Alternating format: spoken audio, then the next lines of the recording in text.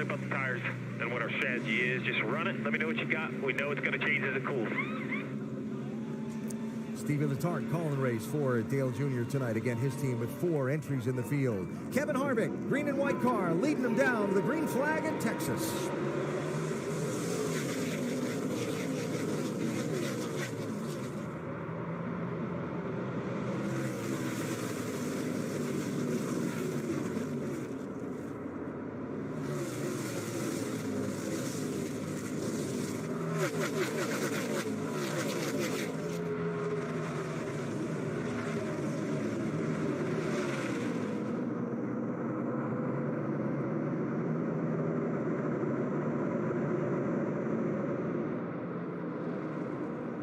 Clean through lap 1. Harvick leads. Regan Smith second. Elliott Sadler third. And there's the race for 4th and 5th. 88 Dale Jr., 20 Matt Kenseth. Now, Matt Kenseth did not get a very good start. He's still losing spots.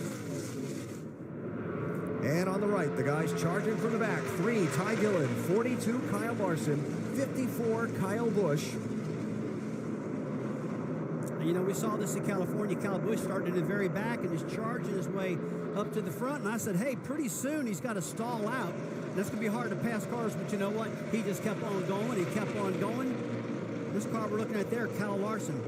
This kid is really good on the top of the racetrack, working a momentum-style race. And look at this. On the top, got a lot of momentum going on. He loves running up top in these style racetracks, especially these old wore-out tracks. And let's not forget to mention also 60, Chris Buescher, red and black car also for the Roush Fenway team, had the same problem. Didn't get through tech, was not able to make a qualifying run, started at the back of the field.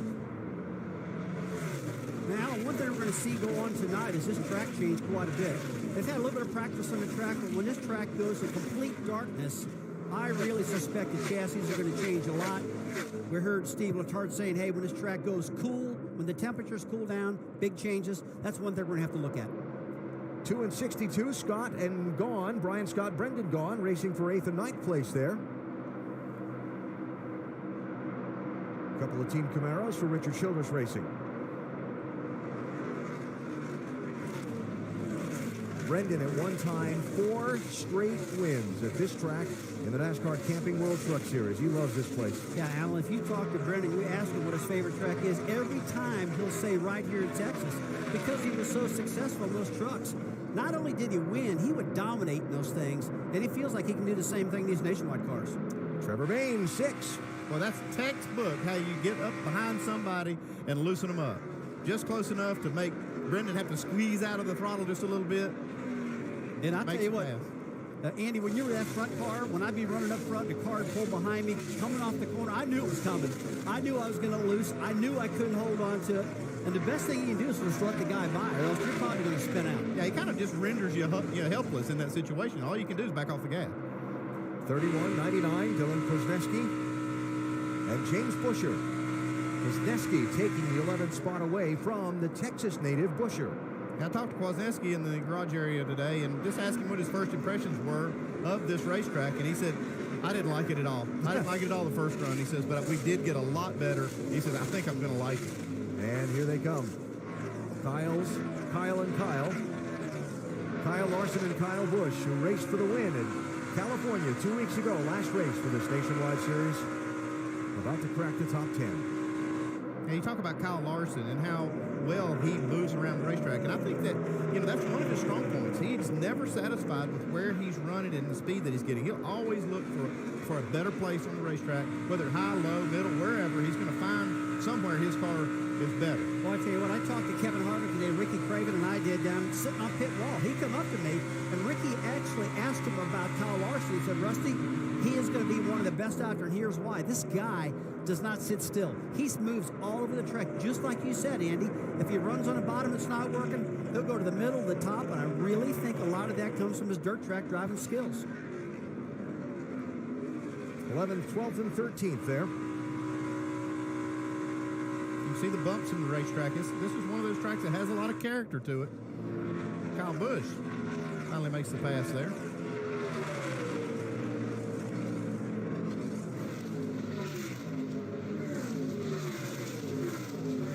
So that puts Kyle and Kyle up to 11th and 12th places.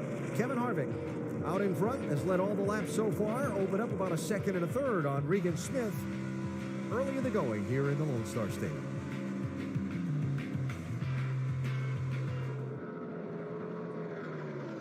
A very chilly start to the day here in Fort Worth, Texas, but a nice 64 degrees right now as we're just underway with tonight's O'Reilly Auto Parts 300 for the NASCAR Nationwide Series at Texas Motor Speedway. Kevin Harvick, the race leader, up by 2.3 seconds on Regan Smith.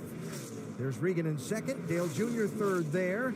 Elliott Sadler back to fourth, being challenged by his Joe Gibbs Racing teammate Matt Kenseth in the 20. Yeah, now Matt looks like he's going the right direction. Early in the race, he was going back. You know, we talked earlier about how he's so good with tires that wear a lot. And I suspect that's what's going on. When the tires are brand new, everybody else is about as good as him. When those tires start wearing, Matt searches around, finds a good groove. And you see right now, he's running about the second lane. He's not clear up to the top, but he's an expert at this stuff, at working those older tires. And the very impressive Chase Elliott, the 18-year-old in the 9 car, picking up a spot on Elliott Sadler, racing at another track where he has precious little experience. I think everybody's been impressed with what Chase has been doing all year long. I mean, even his dad says he's doing better than I ever thought he'd do. It's some real fast racetracks like Las Vegas and out in California. Running great at both of those tracks.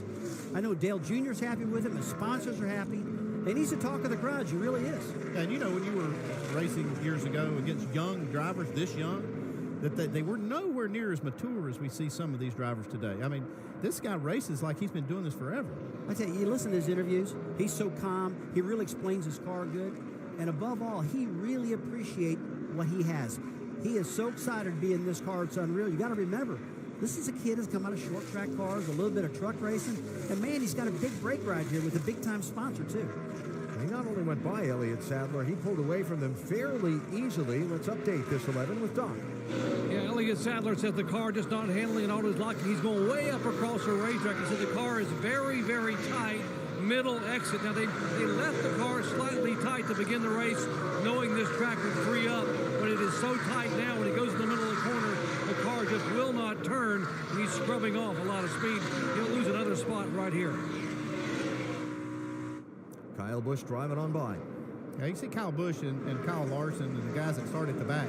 They basically had sticker tires when this race started. They didn't have any laps on them. The rest of the cars out there had basically 3 qualifying sessions on their tires. So they do have a little advantage when it comes to tires, and that's easing them, or helping them ease their way to the front. So Kyle Busch up to 6th place after starting 40th. I'll tell you what, I mean, I'm watching Elliott Sadler struggle here a little bit, and I watched that car struggle quite a bit, and a lot of people say, look, Kyle Busch's car is the same as Elliott's. You know, and every now and then I hear drivers say, look, I can't drive his setup. I just can't drive what he's got. I wish one time they would put 100% of that Kyle Busch setup in the 11 car and let him start the race. And if he doesn't feel right the first maybe 10 or 15 laps, I'd be interested to see if he's going to get accustomed to it and if he can run better, because it's obvious Kyle's setup is really, really good. And we know these cars are the same. Yeah, but I talked to the 3 crew chiefs today in the garage, all 3 of them together at Joe Gibbs, and they said that the 2 cars, the 20 and the 54, run very similar setups. But Elliott does like to run the track a little different, and it does change the way you have to set the car up. And I think that's one of the reasons that he can't really run the identical setup and still be able. They say he really arcs the car in the corner. Elliott likes to do that late turn in, and that really is hard to set up for because the car wants to get really light and loose in that situation. Well, I agree with everything you're saying. Although, if I was done with practice and my old hot rod wasn't handling good, I'd say put that 54 setup in that car and let me try it. You see a lot of guys in the cup ride, Jerry, going, hey, my car's bad, but my teammate's great. And they just put their teammate setup in there and start the race and see what happens. Speaking of starting fast, 22 of Ryan Blaney right there. So his car had trouble getting through tech inspection for qualifying, just like a lot of these other guys did. They got it through tech very late in that opening 25-minute session in the knockout-style qualifying now. He was buckled in the car, down at the exit of the inspection area, drove it from the garage out onto the racetrack, and got past the start-finish line just before they waved the red and black flags. One lap on the track from the garage area and set 3rd fastest time. that. That take him any time to get up to speed, doesn't it? And, another one of these kids, just cool as could be. And did you just notice Kyle Larson moving all the way up to the top 7? Kyle Busch is in the top 5. Yeah. Kevin Harvick's in the top lane, Yeah. and he's also in the top spot. Can he stay there? He's been there the whole race so far, They're coming. but it's kind of early still. Here in Fort Worth, you just watched second place change hands. Dale Jr., 88, had gotten around Regan Smith for the runner-up spot. Kyle Busch closed and went by. He's on a mission. It's 32 laps to get from last to second. He's got about 5 seconds, a little over 5 seconds to make up on Kevin Harvick. Tell you what, old Kyle Busch, I like to download his brain and see what's in there about what he knows about these nationwide cars. He knows how to get these doggone things handling. He knows the right feedback to give this crew chief. And it doesn't look like he's just tighten it up, but sometimes it's too tight if I don't get the rear swinging correct. He's giving good feedback. Just adjusting that car, looking out front, what's going to happen. Incredible, this style of racing.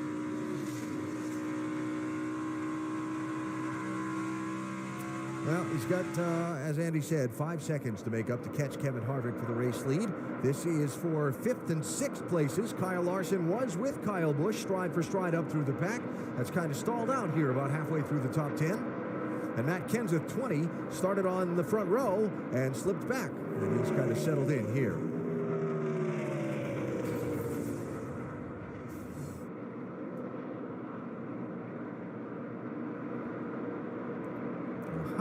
Looks like his car might be giving up a little bit of rear grip. Quarter. And that's right. All clear. That's right as you come off the banking. It just, the track flattens out big time right up. Evidently, he figured it out. He passed Matt. Dave? You guys talked earlier about Kyle searching for that line. That's become his MO pretty much in all of NASCAR racing. Well, he knew he was going to have to do that starting at the back, and right before the race started, had a good conversation with crew chief Scott Zipadelli, and it was about, hey, let's forget about that cup car for right now, find your line, and we'll be there at the end. And Kyle gave a very confident 10-4 coming back. As you saw, his car a little bit loose right now. They'll make some adjustments for that on the first stop. Mike? Well, Dave, Kyle isn't the only driver saying his car's loose. Matt Kenseth saying the same thing. In fact, he's saying it's way too loose to run the line he wants, which is up top, although that's where he's been trying to make it work. But he's very detail-oriented, and the car just is not handling the way he wants it to. They're expecting an air pressure adjustment now in the first pit stop to tighten that car up, Doc. And back behind him, impressive rookie Chase Elliott. Same story for Chase. He said, I've never been here before. I was going to go to school and watch some of the veterans get around this track, which is why he's following Matt Kenseth. He's got the same issue Kenseth had. The car losing the rear grip, and now he says, I've lost almost all of the rear grip. I'm just hanging on, trying to run near the bottom of the racetrack. Alan? All right, Doc, thanks. Not pictured. Mike Bliss has been on and off pit road. Hood was up on the 19 car. He went back behind the wall, has come back onto the racetrack. He's 24 laps down. Mike was hoping to have a good night tonight. Not going to turn out that way. Yeah, it sounds like that engine was letting go. He makes the turn into the garage. As I say that, he comes back down to pit lane and makes the left turn. I think it had some problems with the engine, and it finally just went all the way south the last lap. Tell you what, these guys need this long green flag run right now for tire management to make sure they got another set of tires left at the end of this race, I would think. Yeah, of all the crew chiefs I've talked to, they said, all of them said, we just want a long green flag run at some point. That way we won't have to make that hard decision to save a set of tires for the end of that last race last run at the end of the race. I went down to the garage area today, was talking to Trent Owen, one of the best nationwide crew chiefs last year. And because he was so good, he's got a cup job now working for Petty. He told me, Rusty, he said the two tracks that bothered me the very worst for making a call about tires was Texas and Homestead. I asked him why. He said because those tracks have a lot of cautions, running out of tires. Other places, not that many cautions. So those two really worried him. But he did say, man, we need one long green flag run. So they don't have to worry about all those tire strategies going on. They're getting there in this one. And Kyle Larson up to 4th place with that pass on Regan Smith a minute ago. Caution free to this point. First yellow in the race here last November was at lap 70. Just after everyone had made a green flag pit stop and taken on a fresh set of tires. Saw a lot of splash and goes there. We'll see how this unfolds.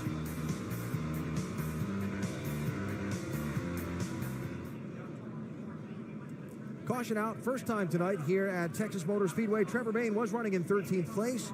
He had troubles that started off turn number 2, finished off turn 4, and look at the inside of that car. They're still mounting on him. Yeah, you can see all that stuff on the dash. That's the part of the foam that's in the right side of the car.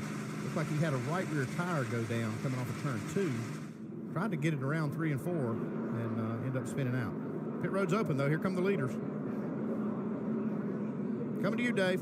Kyle Busch, very good all the way up to second. A little bit loose for that car, but he said only a tad here, a tad there on air pressure. Dale Earnhardt Jr., very loose, late exit. He'll get adjustments for that car. And for Kyle Larson, really early, very good, but during later in the run, he lost grip on that car. Sunoco fuel in all of them. Doc? Kevin Harvick, very loose center off. 4 tires, Sunoco fuel, 1 round down. There's a round down, left rear wedge. They're going to clean the grill and put a piece of tape on the grill to try to get the car tightened up. There's the wedge adjustment. Harvick down and away. He will be the first off of pit road in front of Kyle Busch.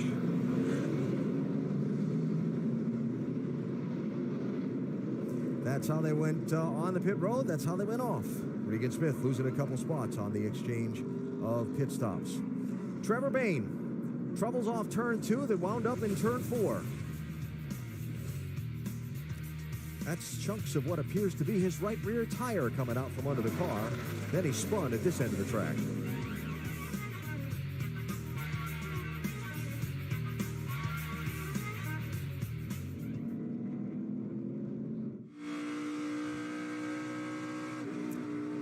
A live look inside Trevor Bayne's car as we wrap up the first caution tonight here at Texas Motor Speedway. Rusty had the best description. Looks like they forgot to empty the lint filter in the dryer. I tell you what, it's a mess inside that car.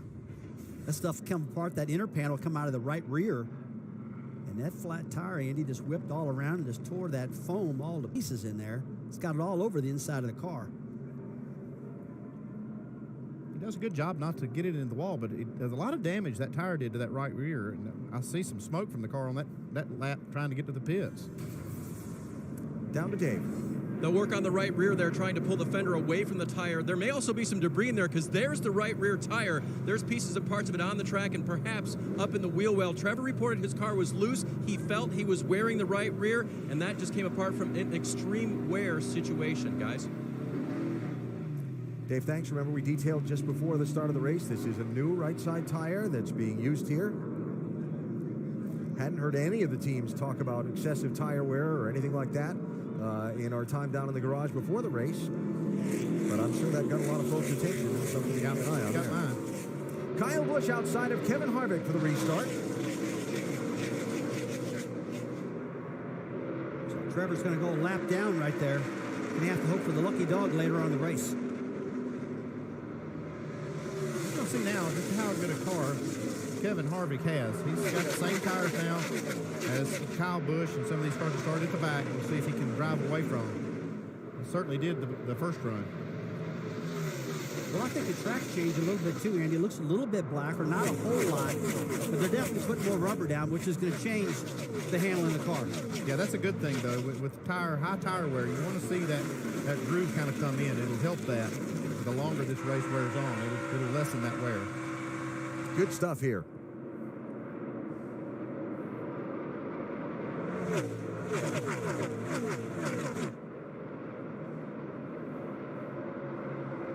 Okay, that's what's so great about this track, guys. Look at all the different lanes. I mean, they're on the bottom, they are in the middle, in the top, slipping around. And we talk about these older, wore-out tracks. It just puts great racing on, and that's what we're seeing right now. Chase Elliott working on Kyle Busch for third place.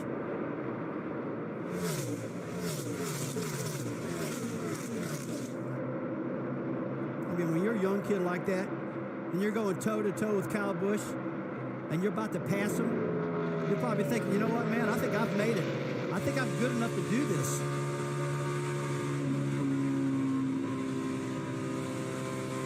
We hear just how little Kyle Larson's out of the throttle. He carries so much speed around this track. A lot less horsepower than a Cup car, so we know that momentum in these nationwide cars is everything in the world. So these guys have got to stay in that throttle, keep those old motors wound up. You see 7,600 RPM right there gaining. They're only getting down to like 7,000 RPM in the center of the corner. It's not a lot.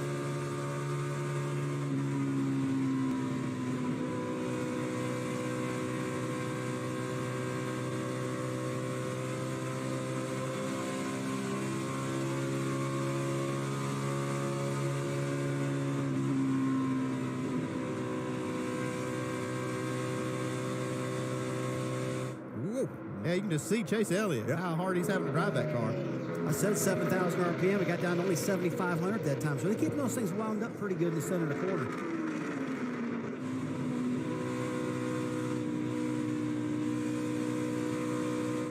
You're going to have that thing under you to make that bottom pass like that. Yeah, you see how rough the racetrack is, and it's really difficult.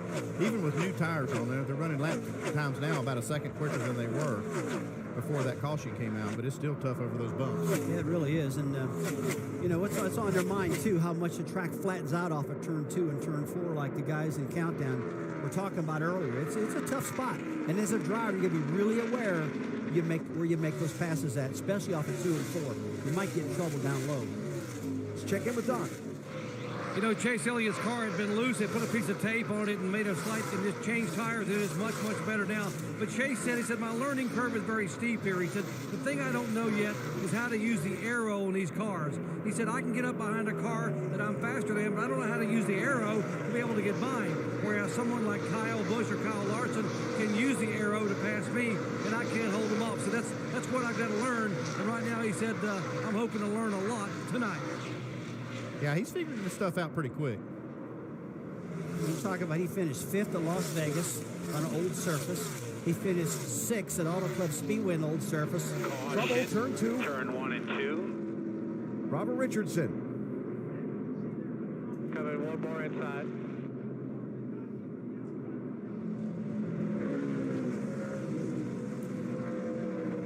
Believe I saw the engine in that car going up in smoke, heading off into the corner, out of the corner of my eye.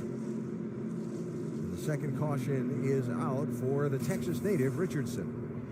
Now, he made a little contact with the wall, too. And I think you're right, Alan. I think the engine might have been the problem from the start.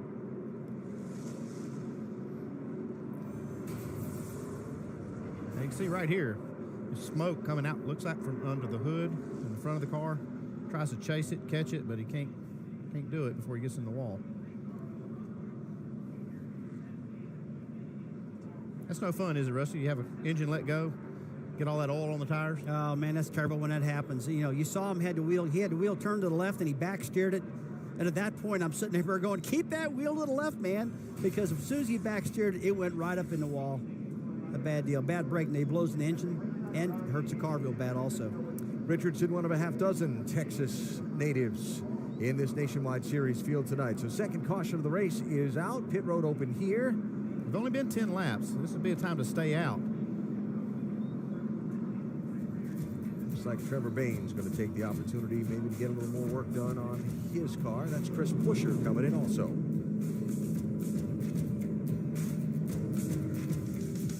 Texas Motor Speedway, the Great American Speedway they like to call it, rising up out of the northern part of Fort Worth. And as the sun has gone down, the action has heated up.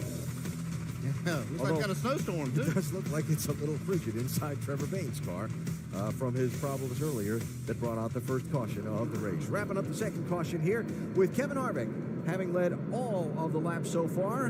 While they continue to clean up, let's check in with our ESPN in-race reporter, Dale Earnhardt Jr., who's running second. Hey, Dale Earnhart Jr., Rusty Wallace up in the booth. You got us? Yep. Hey, buddy, it's completely dark outside right now. Looks like the racetrack has transitioned. How's that car handling right now? Is this racetrack changing a lot also? Not a lot. It's just getting faster, but I'm a little tight in the middle. We've been working on that some, and we tightened the car up on exit. It's a little bit bad swinging the back on exit there late on that first run. We tuned that up a little bit. We still need to work on the middle. and get it rolling the center a little bit better, especially at the first 4 or 5 laps. After that, the car gets a little bit better as I back the pace off and get off the nose a little bit. But when we run real hard, we load the nose up too much in the middle of the corner. Hey, buddy, as an owner, what's it feel like looking in front of you and seeing one of your cars up there, then looking behind you and see young Chase Elliott in 4th running so good? Yeah, we're doing a lot of great work at JRM. It makes me proud of the guys that have built these cars. HMS has helped us a ton with motors and engineering help. The drivers are doing a good job. Everybody's doing a good work. You know, we got a little bit more to gain to get to where we want to be, but we're definitely learning to get somewhere. Okay, buddy, thanks for talking to us. We'll check in with you later. One to go to line. Took the words right out of my mouth. 1 to go at the line. Dale Jr. running second. Kevin Harvick, the race leader. Double up the restart here. Reminder, next Friday night. How about crooked old Darlington Raceway? Talk about a fun place to watch a race. Oh, man, I can't wait for that one. This guy's trying to navigate around a racetrack that was built in 1950 and designed for cars to go about 100 miles an hour, and they're doing 160 or so, and every lap is an adventure for these drivers. Darlington Nationwide Series next Friday night, 7:30 Eastern on ESPN2. Andy, you were telling me earlier that you talked to Dylan Kwasniewski, and he said, man, this old Texas track, it's hard to get around. I don't know about it. I was telling you, if he doesn't know about this one, wait till he gets to Darlington next week. It's got to run 2 inches on that wall. He might think that one's tougher. So, free pass at the caution. David Starr, 17th place. Neglected to mention J.J. Yeagley got the free pass at the first caution. Apologize for that. He is also on the lead lap. So 17 of them here, doubled up to go. Trevor Baynes made about 5 pit stops under this yellow as they continue to work on his 6th car. And now it is Kevin Harvick and Dale Earnhardt Jr. side by side for the race lead. Here's a look at the restart order. Remember Kyle Busch, Kyle Larson started all the way at the back of the pack, along with Ty Dillon and Chris Buescher, all having failed to make a qualifying attempt earlier today after tech inspection troubles.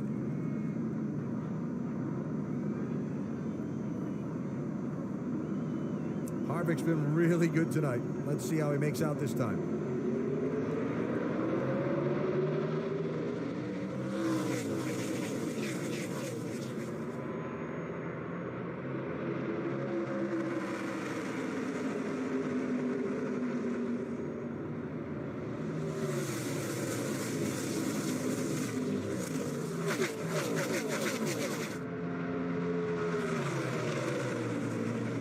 Dale Jr. struggling a bit. Second back to 4th. See, Harvick not driving away like he did that first start. Right before that caution came out, Kyle Busch had started to pull back up on the back bumper of Harvick. It looks like maybe he's going to continue that. I think Harvick's going to be able to drive away from him.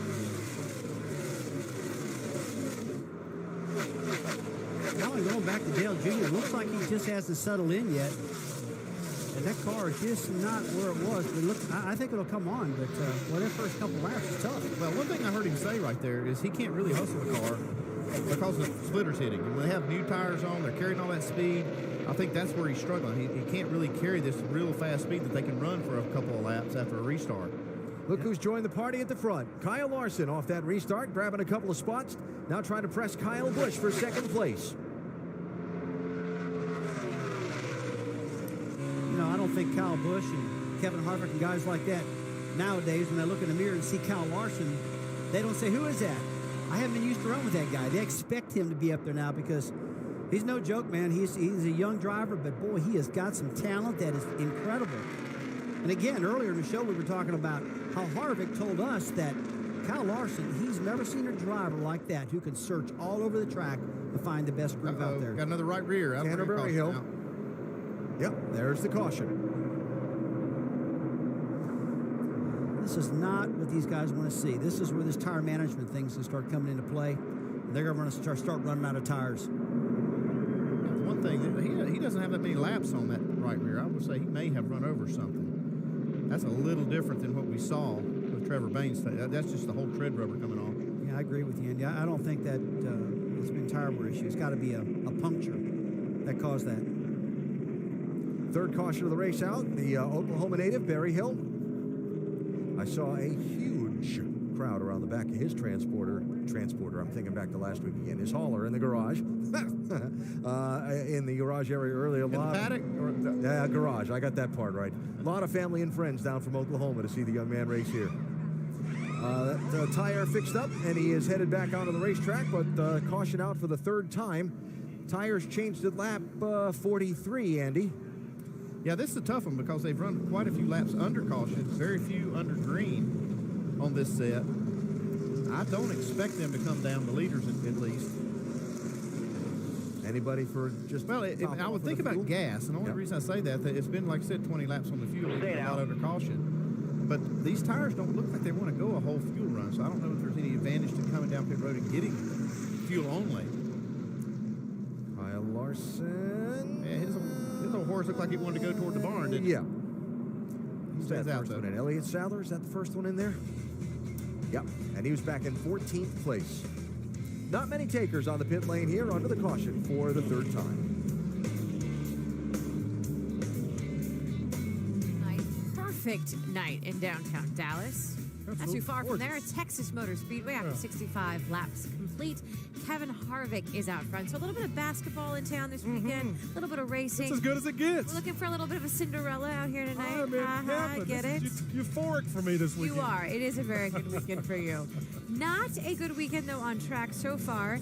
If you are Trevor Bayne, Tanner Berryhill, earlier when we were talking in the middle of Countdown, tire management, a big issue, and we are seeing it on track tonight. Yeah, so in most cases, drivers are trained to go fast. And in this case, it's about going fast still, but it's about tire preservation. And what drivers can do is if they're driving off the right rear, where they have to put some wheel in on the exit, they're just going to have to adjust their line so that they're not as aggressive on that right rear tire. Experienced drivers are good at it. Young drivers not so good at it, but they better learn quick tonight. Looks like it could be an issue. Yeah, we're going to see, especially if we can get a little bit more of a sample size. You know, that wasn't that long of a run before we saw the last issue with the right rear tire. Let's watch again. Let's see what happens the next 25 laps. And usually, you know, with the right front tire, you've got so much camber, you know, built into the tire that it creates an issue with the right front. You sit in the right rear, it makes you say, I wonder what's going on. So got to see a little bit more. Dr. Jerry Punch is down on pit road. What's Goodyear saying? Well, I just checked in with Greg Stucker from Goodyear, Nicole, and he said that he had not seen any other right rear tire issues. He said the right rear tire on Trevor Bayne's car, he said Trevor was so loose, exactly what you guys were talking about. The car was so loose that he ripped that right rear tire apart, and that's why he had the problem. He said doesn't know about the 17 car yet. With other cars down here where I am, like the 9 car of Chase Elliott, our leader, Kevin Harvick, been very loose the second half of their run. They came in, and their right side tires look fine. Nothing coming apart, nothing wearing significantly, so no other tire issues down here that we can see thus far among the leaders. Alan? Okay, Doug, thanks. We were coming to the restart. They have waved it off, and we're going to go another lap. They've got a cleanup truck out in turn 2, picking up a piece of debris that was spotted, I believe, from the pace car. I'm just thinking, you know, if somehow the Carolina Tar Heels had been playing basketball here this weekend, Big Brad would be he would have been impossible to live with, because he's got his 2 favorite things in one place, basketball and NASCAR racing. If his team had been here, he'd have been at another whole level, huh, big fella? Absolutely. And they've got big ribs here, man. Are you kidding? The stakes are huge. Get those delivered to you already, huh? All right. So last restart, Kyle Busch got through to second and was there with Kevin Harvick for a little bit, as close as anybody'd been. But Harvick got away after a couple of laps. Now Kyle Busch is going to... Getting into the corner, he's beating me because he can arc it out a little bit more. And he's got more rear grip and more front turn. Like if I arced it out like that, I'd probably lose the rear trying to turn it down, and then the turn wouldn't be there either, you know? So I'm just lacking a little bit of that. Always processing. Yeah, that's why he's so good. I mean, having a driver like that that's giving you that kind of information really helps you adjust that car. His explanation right there is a good one, but it's a tough one to fix, too, because he said, I'm loose going at the corner, and in the center of the corner, I'm loose in the front end. So as a crew chief, you're trying to figure out what you can do to fix both ends. Yeah, and that's tough. That's a tough problem to fix, but it's kind of a common issue. Kyle Larson, he's made a good charge up through there in third. Good look at the restart order here. Ryan Sieg got the free pass at the caution. He's back on the lead lap in 18th place. All right, let's see what happens this time. 100 miles into the 300 scheduled for tonight.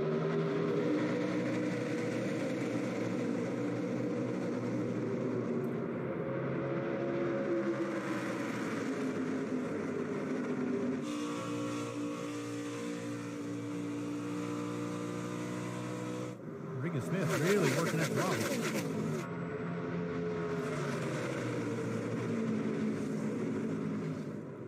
Now it's Kyle Larson's turn to challenge for the lead.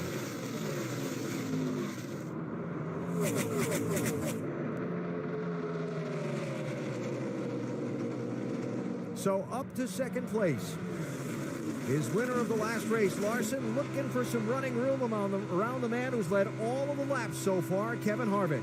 I tell you, in the corner, he's got that nose out a little bit, so he's getting good downforce in front of that car.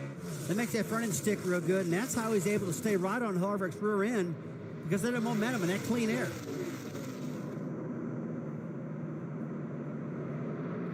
Harvick's car, though, really good from the center of the corner off.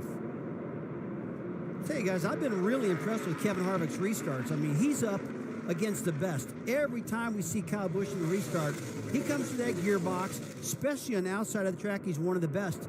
And so far, twice in a row, old Harvick has spanked him on those restarts. It's been kind of hard to find a flaw with anything to do with this race tonight, hasn't it, Yep. Harvick? Yeah, he's doing great. We see all of these junior motorsports cars up front, and I think Kevin Harvick's a big reason that you're seeing that.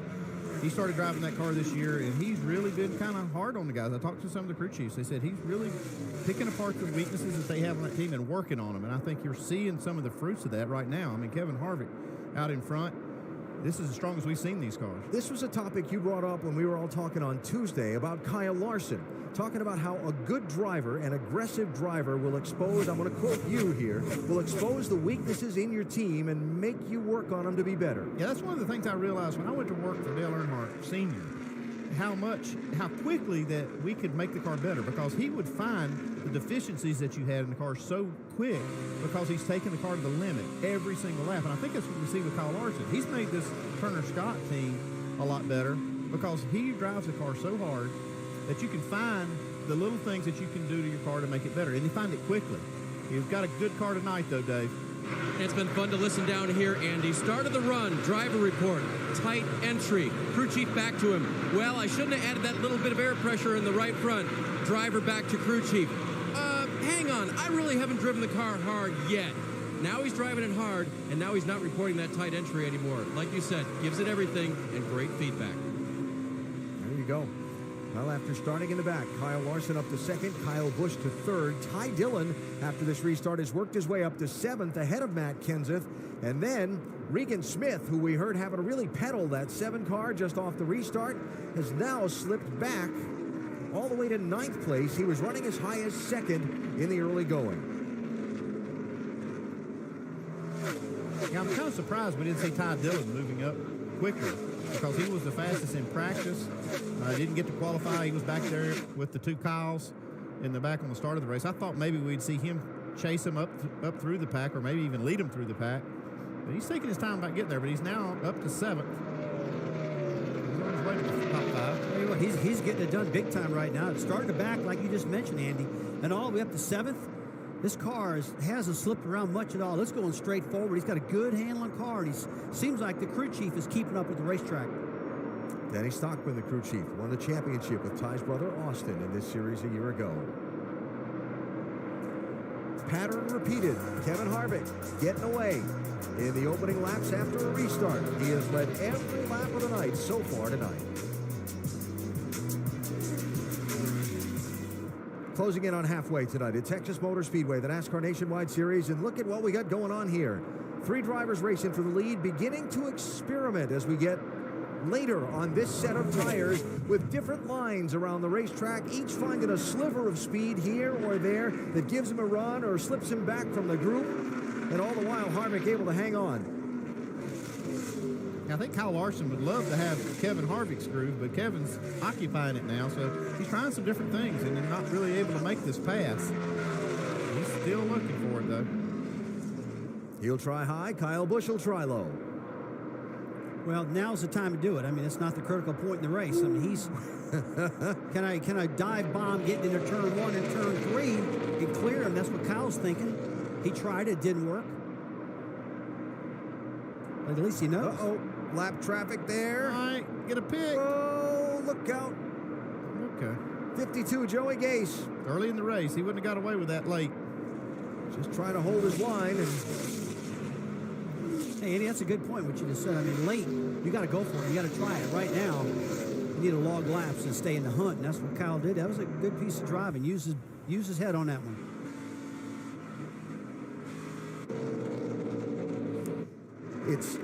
It's one of the things that leaders face when they come up on some of the slower cars is which way is he going to go and what is the speed differential between what I'm running as the race leader and what this lap car might be doing. He's obviously struggling with his car in the middle of the corner. Yeah, and he looks in his mirror and he sees 3 cars faster than him, all 3 running a different line. Which lane does he take? I think he did a good job just kind of holding his line, let these guys race around him. And that's what they teach in the drivers' meetings, the rookie meetings. Hey, when you get these guys come to you, just stay still. Don't dart to the top or dart to the bottom because you could spin them all out. Just hold your line. And he did a good job, the 52 car did. About as close as anybody's been to Kevin Harvick, except in the first couple laps after a restart tonight. Kyle Busch looking for the race lead.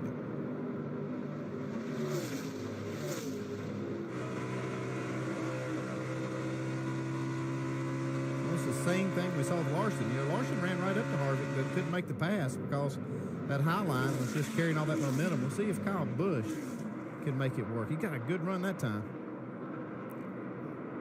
Oh! I'll tell you what, that was close. He almost had room to slide up.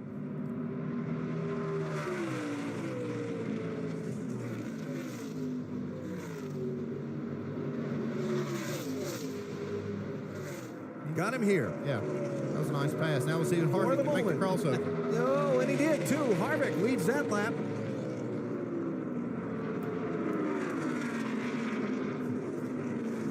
Actually, they're going to go back and check the photo finish camera to see who actually led that lap.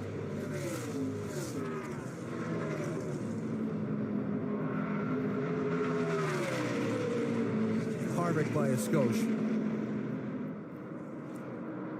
Don't believe Harvick's going to lead this one. It just looks to me as the night goes on, we talked about changing track conditions. Looks like this change in track conditions is benefiting Kyle Busch. And Kevin's car starting to go off just a little bit now. Yeah, I saw him do one thing right there, though. He just waved Larson by. I think he's thinking, okay, I can't maintain the lead. Let me just go in tire conservation mode here. Yeah, he's struggling just a tiny bit. He's still got a really fast car, Kevin Harvick does. But now, it's like you said, hold on to those tires. Don't wear them out. Because Manny's got to manage them because they don't have that many left in the pit area. Larson had that. I got a chatter all the way around now. Uh-oh. Well, he's talking about tire chatter. That's a little bit of a tight condition where the front tires aren't gripping like he wants. So he puts a little more wheel in it. And when he does that, then the front tires start chattering. And that's a sign of the car being just a little bit too tight. They might want to adjust it. That was from Kevin Harvick's car, and this from race leader Kyle Busch's car.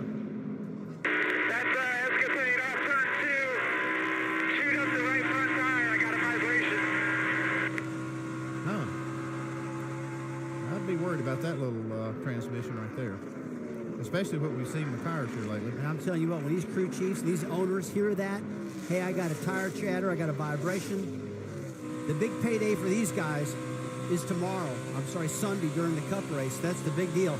They can't afford to get these guys hurt with blowing a tire in one of these nationwide races. I see Harvick back way off of these 2 front runners. I think he didn't like what he felt with his front tires. He's going to try to make sure that he's not the first one to have a problem. He basically just waved Kyle Larson by. When you got tire chatter like Harvick just said, that's just lack of grip like you were saying. A lot of times, they really put a lot of air pressure in these tires, and sometimes they get overinflated. They got to drop that pressure down to get that grip back. But there's a point where too low air pressure makes grip go away. So it's something that's happened in the last 4 or 5 years that they've really got to pay attention to because it can go both ways. Harvick's a smart driver, though. He knows he's feeling that. He says, if I keep pushing this thing with that tire chatter, I'm going to have a problem. Oh, yeah, you got a tire chattering like that. You keep driving it hard to its limit, it's going to blow. There's no doubt about it. You're just pushing it way too hard.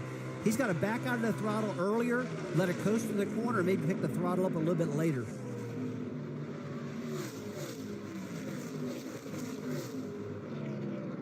Lap 43. laps. The last time these drivers were on pit road and changed tires, the only time they've been on pit road and changed tires in this race, that's 50 laps ago. Don't forget NASCAR.com/RaceBuddy has enhanced coverage tonight from here at Texas Motor Speedway as the NASCAR Nationwide Series races on. Here in Fort Worth tonight, the NASCAR Nationwide Series running the O'Reilly Auto Parts 300. Kyle Busch, the second leader of the race. Kevin Harvick started on pole, led the first 87 laps of this one. But now that we are near the end of a run on the second set of tires in this race, Harvick has faded way back to 5th place, and Kyle Busch has moved from all the way at the back of the pack to the race lead. Remember, Busch and Larson were among 4 cars that started last in this one, after not making it through tech inspection in time to a qualifying run earlier. First moves to pit road coming as Chase Elliott dives in here. Doc? Yeah, the 18-year-old rookie said the car was tight, center off, and also said, I need more forward bite. Crew chief Greg Allen said, okay, we're going to change tires, put 4 fresh Goodyears on it. We're going to take air out of both rear tires to help with the forward bite. Got to get it completely full of fuel. They'll have to make one more stop. Left side tires going on, being very deliberate, clean the grill, and Elliott is away. Dave. Dale Jr. has been switching back between 3rd and 4th place. He said he was losing rear grip and watching that right rear. Yeah, a driver watches it by feeling it. He was a little concerned. They'll make a track bar adjustment on this stop full of Sunoco fuel. Doc? Back to our pole sitter and early leader, Kevin Harvick, who said, you heard him on the radio, the tires are chattering now all the way around. That's why he backed off to manage his tires the last 7 laps and let the 42 go by. It'll be 4 tires. They made an air pressure change back from what they had done before. Left side tires don't pump the left rear. So Dave to 54. Kyle Busch is in. It'll be an air pressure adjustment for him. Loose in, tight in the middle early in the run, and then you heard him talking about that right front vibration he thought that he felt. Good stop. Sunoco fuel, he's gone. Mike? Crew Chief Ryan Pemberton took a big swing at the 7 car on the last round of pit stops, putting a rubber in the left rear. The car was not to the liking of Regan Smith through the most of that run. However, at the end, it came to life, so they elected to do no changes here, just 4 tires and fuel. Dave? They asked Kyle Larson again if he wanted an adjustment on that car. They put air pressure in the right front on the last run. He said, no, I like it the way it is. The crew goes around to the left side. They'll finish up the stop and send Kyle back on his way. A chance to win 2 in a row in the Nationwide Series. The 3 of Ty Dillon this time. He started. It was tight off of the corner. They'll make an adjustment because it was freeing up a little bit there at the end. Wedge adjustment for the 3. Kevin Kidd and Matt Kenseth have been working on their adjustments. He'll free the car up just a little bit. Kenseth saying it was just a little bit snug throughout the course of that run.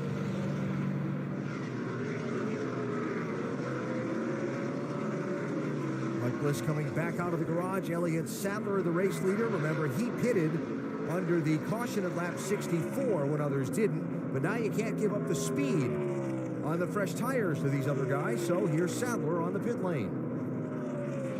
Well, and he could have stayed out even longer, but he started to get a vibration on the right front tire, so they'll go 2 rounds up on the track bar and go ahead and change 4 tires. His car has been very tight. It has gone from very tight to very, very, very tight. That's 3 varies in the last time out running. They will also make a chassis adjustment in the left rear, and Elliott Sadler's down and away 12.5 seconds. 3 cars yet to pit to complete the cycle of lead lap cars. J.J. Yaley is your race leader, 93. David Starr, 44, is second. And Ryan Sieg, 39, is third. Then it'll cycle back around to Kyle Busch after they make their pit stops.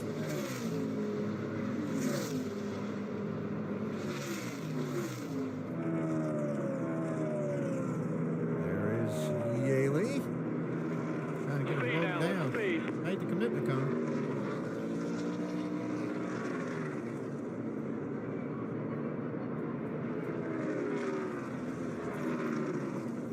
Tires look fine. One of the wheels had some rubber packed in it. Wheel weights are good. 88's coming. It's you and him. So it'll cycle back around to Kyle Busch now with Dale Earnhardt Jr., Chase Elliott, Kevin Harvick, and Kyle Larson making up the top 5 after the cycle of stops complete. So Larson, the one losing ground on that set of pit stops. It looked like they had some trouble on the right front. Yep. Slowed that pit stop down.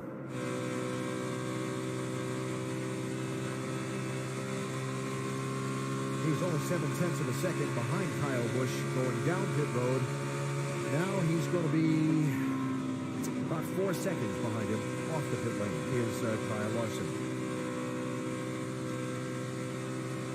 So big rush hour on the pit lane for the crews, including Sean Cotton carrying the jack for James Busher, who just finished his 13 seconds of glory.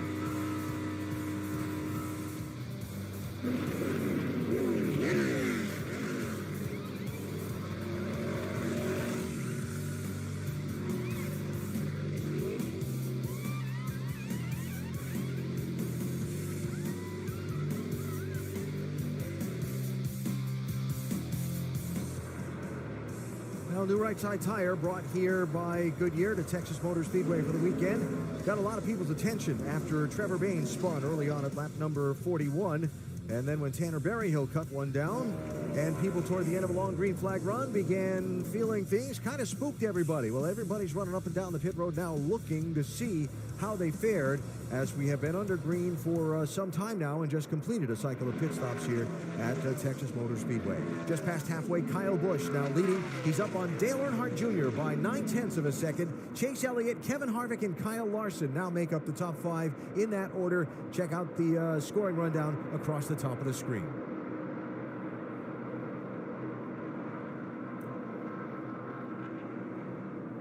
The pit crews and crew chiefs weren't the only ones running up and down the pit road looking at tires. We had our best people on it, right, Dave? Was examining the guys watching the 54, especially that right front tire that Kyle was watching about. They looked at the rubber on the tire. Everything was good there. They turned it over, looked at the wheel to see if anything was out of round in terms of the lug holes. It was all good there. Kyle has not reported any problems since. As for Dale Earnhardt Jr., he said he was, quote, watching the right rear. When it came off the car, everyone took a look at it. I took a look at it. It looks great. So right now, the guys are trying to manage their tires to avoid problems, but none on those two. Yeah, one thing that happens, you see a tire issue or two, and the drivers get nervous. They say, well, we saw this just a couple of weeks ago in the Cup race at California, so they're a little sensitive to it. They want to make sure there's not a problem. Until they make a run, they take the tires off, and the crew chief says, no problem, then they're going to go back after it. But they were just a little nervous that run. Well, they got confidence right now. That we talked earlier about the track rubbering in. The track is rubbering in. And now with the crew chief saying, hey, the tires are fine, they'll go for it now. Before, they're just kind of hanging out, a little bit scared maybe. Yeah, and every little vibration they feel, they think, I may be having a problem. And it turns out they didn't. You know as well as I do, on an older surface like this, when those tires, when these things rubber in more as the race goes on, it gets much kinder on the tires. So Goodyear's liking this right now. I think we all are. Yeah, what happens is as the tire rubbers in, as a track rubber, I'm sorry. Wow, that was close, real close. Yep. It starts filling in all those little gaps, and the spot easier on the tire. Regan Smith 7, Ryan Blaney 22, fighting for 7th and 8th places. Fighting pretty hard.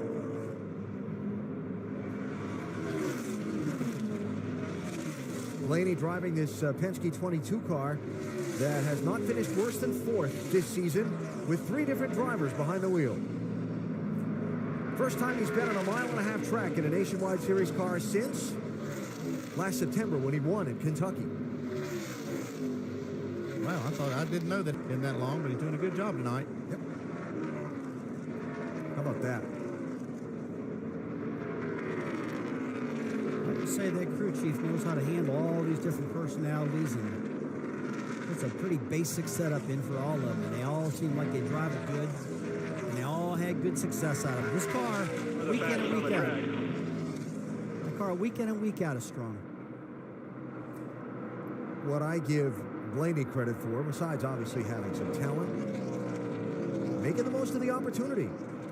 You're sharing a car with Brad Keselowski and Joey Logano, who, yes, have shown they're pretty good at this. And he's making the most of the opportunity every time he gets a chance to get behind the wheel of this car. Good kid. One of the fastest cars on the track right now. Yep. Bright future ahead. Ryan Blaney just moved himself up to 7th position.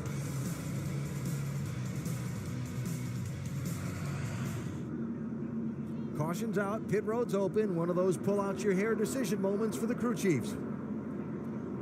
Looks like they're all coming in, but what do they do while they're here, Dave?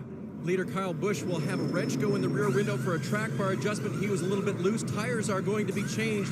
Same for Dale Jr. They debated it a long time. His car was really good on the balance that time. Doc? No debate here, all about the numbers for Chase Elliott and Kevin Harvick. 78 laps to go. They got 2 sets of tires, so you got to put fresh Goodyears on, and both will do it. Right top, right bottom, right side tires going on the rookie Elliott. Now left side tires going on Kevin Harvick. Slight air pressure change. Neither driver, neither of those two have complained of a problem. Pit stops, Elliott down and away at 14 seconds. Harvick's crew doing a good job, gains 2 spots. So there you go. Reason for the 4th yellow flag of the race. Chad Boat, the young driver aboard that 84 car, was running in 21st position, and he had trouble off turn 4. Runs out of room, gets it in the wall. Gets a little worse from here. Kyle Busch right behind him. And how it finished up further down the stretch. Fortunately, nobody else got into the young 22-year-old. Doubled up the restart in the NASCAR Nationwide Series. O'Reilly Auto Parts 300 tonight in Texas. Reminder, NASCAR's launched its 2nd annual NASCAR Race to Green initiative, a way for race fans to help support the environment. Visit www.nascar.com/green and learn more about NASCAR's Green Initiative. The green car of Kevin Harvick outside the black and green car of Kyle Busch. Kyle now the race leader. Remember, Harvick dominated the opening third of this race, slipped back. They did find a wheel weight off the right front on Harvick's car when he fell back feeling that vibration, so he knows he's good to go here. See if he can get the lead back from Kyle.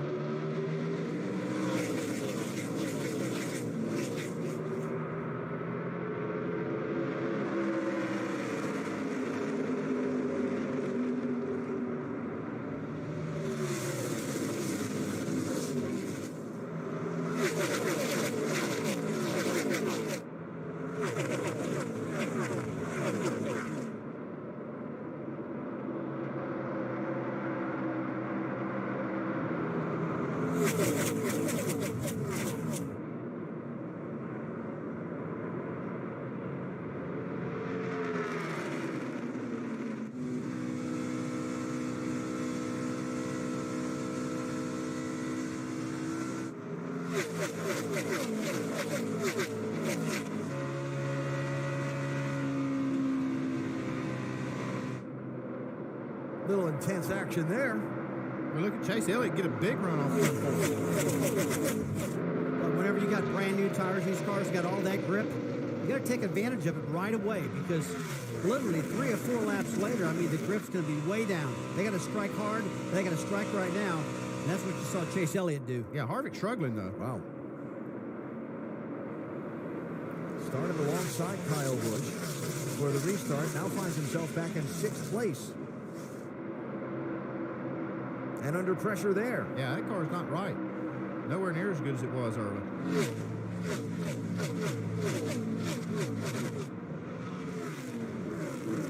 Ryan Blaney and Brian Scott, 22-2, working on Harvick.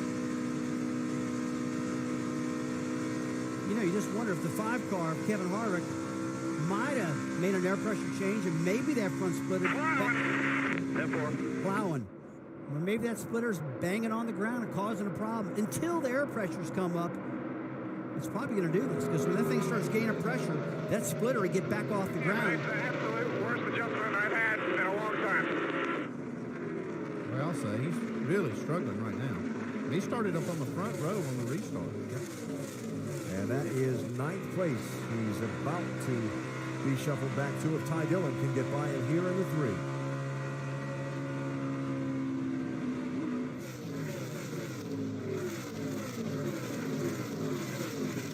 18 cars on the lead lap, 62. Brendan Gaughan got the free pass at the caution. He's back in the mix. And Brendan back there fighting for 12th and 13th for the moment, getting by Dylan Kwasniewski for the 12th spot. Matt Kenseth next in front of him. Haven't talked much about Matt since, I don't know, the opening 5 laps of the race in that 20 car. I can't believe he's not any better tonight. I expected him to be, if not one of the cars to beat, probably the car to beat. Yeah, pretty decent run out of Dylan Kwasniewski. I mean, he's had a lot of problems this year, guys. He just needs to get this thing home clean. A lot of wrecks. But he's young. He's learning. Yeah, and there's a lot of other young drivers in the field, too, but they have a lot of experiences. Kwasniewski doesn't have a lot of experience. Not that many races under his belt. I think he's doing a really good job. I talked to him today about it. And, he says he's seeing these tracks for the first time and racing these cars. I mean, this is all new to him. I think he's doing a good job so far. Another young driver right behind him, Texas native Chris Buescher. Remember, started at the back. I know I've said it a couple times, but for folks who weren't with us earlier, the 4 cars that never got through tech inspection in time to make a qualifying effort today, Buescher was one of them in that number 60 Mustang, and he has come all the way up to 15th place in that car. Pretty good effort. Second place here, Chase Elliott working on the boss. Yeah, that's one way to impress the boss.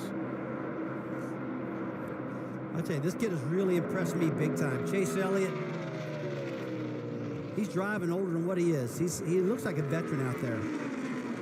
Seems like he never hurts that car. He's another guy giving good feedback. We've all talked to his dad. His dad's just blown away how good the kid's doing. A few weeks ago in the race at Las Vegas, Chase Elliott went by Dale Earnhardt Jr., and when we talked with Dale Jr. on the air after the race, he said that kid doesn't even know how good he is. All of them in the top 10. Now Harvick's the one bringing up the rear for Junior Motorsports. He was leading early in the race. And look putting at pressure on the race leader. Look at that. Talking pressure. Watch it off that corner. I tell you, we might be early enough in this run. He can make that bottom groove work, make this pass. Well, he's going to get it done. Actually, pretty easy. New leader, Chase Elliott, around Kyle Busch. A little Napa know-how. I tell you what, if you haven't won, that move right there for Chase Elliott is probably one of the top moments in his career. Passing Kyle Busch, clean as a whistle, and he's leading this race and just getting it done. It might be one of his greatest moments so far. I think he's got a lot of things to do, so stay tuned. This kid's going to win a lot of races. Can I use your line? What's that feel like, dog? Just a little bit on the free side. Probably too free for the long run, but good for now. Dare I say he's flat flying? He probably is flat flying. I wish we had a shot of his dad. I bet he's chewing his fingernails off right now with Bill Elliott. You know, he's here somewhere. I just don't know where. Yeah, you see Greg Ives right there. He made a good adjustment on this car, evidently, on that last pit stop. So now for second place, Dale Jr. working on Kyle Busch.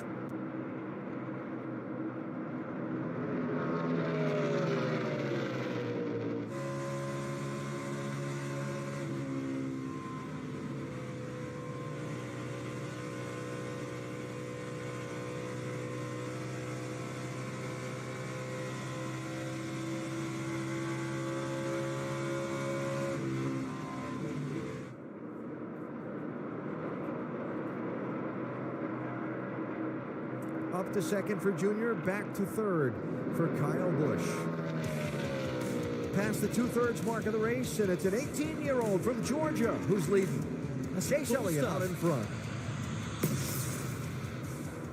You know, those kind of scuff marks on a retaining wall at a racetrack will be something we'll see lots of next weekend when we go to tough old Darlington Raceway in South Carolina. Nationwide Series next Friday night, 7:30 Eastern on ESPN2. Who gets around that crooked old racetrack the best? Hard to tell, but we know one thing. Guys will have a lot of fun trying, and we'll have a lot of fun watching. They'll wear that safer barrier out at Darlington. Yeah, they will. Always love going there. Chase Elliott leading here in Texas tonight. 8th different driver to lead the race. Took the top spot by passing Kyle Busch and Dale Earnhardt Jr. in this last run of the race after a pit stop. Pit stop's coming at lap 122. You see it's been just a little over 20 laps to go. And now Elliott out in front of Dale Earnhardt Jr. by 0.7 of a second.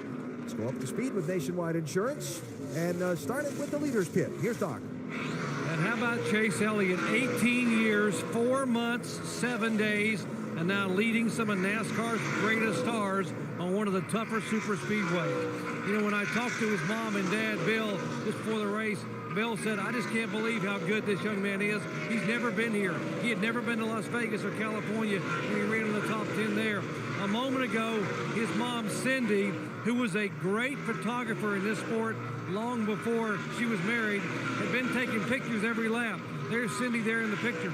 And when she saw her son take the lead, she just dropped her camera down to her waist and turned and had a huge smile on her face, a proud mom. And oh, by the way, she said, my son's a good student too. He said he really is a great listener and understands what's happening on the racetrack. AB looks like he's getting a challenge now. Boss is going to figure out what he's got here. Work on him a little bit, see if he can get that top spot. Yeah, test him a little bit. See how he is under fire. They got 2 seconds on third place Kyle Larson.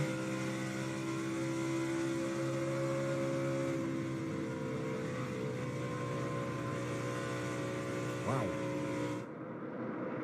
I think Junior has the better car after they put some laps on the tires. That last run, he had started to move his way towards the front. I think as they put laps on him, he's got a little better long run car. I think Chase Elliott has the car in the short run if it comes down to it. Tell you what, I'm just really impressed with Dale Jr.'s cars. I mean, 3 of them in the top 5 right now. Chase and Earnhardt Jr. himself and Regan Smith 5th. I mean, that's a big effort to bring 4 cars here and have all of them running that strong, Andy. I mean, you got to really hand it to them for what they've done to that team. Yeah, I kind of wondered if that might stretch them a little thin to bring 4 cars, but it looks like it's actually helping. All right, challenge for the lead is up, so let's continue with our Nationwide Insurance Up to Speed. Dave's covered in the 88. Oh, but Andy, it's stretched them thin. They've got every part and piece here from their shop. In fact, Mike Bumgarner, the listed crew chief, is up on the box, but Steve Letarte is the voice that Dale Jr. normally hears on Sunday. He'll hear it tonight all night as they call race strategy together. But they worked hard. Everybody pitched in to get the cars here, and they're having a great night as a company. A little free right now for Junior. As for Kyle Larson, a good night as well. His run started a little bit free, and then it became tight into the center. So they're still adjusting on it just a little bit, and you get the idea that Kyle is maybe waiting for that last set of tires to then go search out a line and chase down these JRM leaders. As for Kyle Busch, he's been radioing a few different things to his crew chief, Adam Stevens, including one which was, hey, email me about shocks. Kyle always thinking they want to talk about shocks after this. Right now, his car is going loose on this run. Mike? For Regan Smith, there's been a bit of an adjustment period to a new crew chief in Ryan Pemberton this year. And so far during this race, there was a bit of a test. Ryan Pemberton took a very big swing at the car, putting a spring rubber in the left rear. The car did not react well initially, but after about 20-25 laps or so, it started to come in. That helped Regan Smith build some trust. They didn't make any changes after that. The car has come to life. He feels much better about it, Doc. And Kevin Harvick was our early leader and our pole sitter. And you heard after that last stop, Kevin said the car is plowing. It absolutely will not turn. And here's what happened. They took air pressure out of the left rear, and so the splitter was hitting in the corner, causing the car not to turn and plow. Now that the tire pressure has gotten up, the splitter is no longer hitting, and Kevin says the car is driving better. Now behind them, how about the impressive run for another youngster, 20-year-old Ryan Blaney, who's only driven one race this year for Penske, that being a 4th place finish at Bristol. He drove here back in 2012, and with 15 laps to go, he drove all the way up to finish 2nd behind Kevin Harvick. Alan? Whoa. Had his hands full there. Off of turn 4. Hung on to it. And for the race lead, again.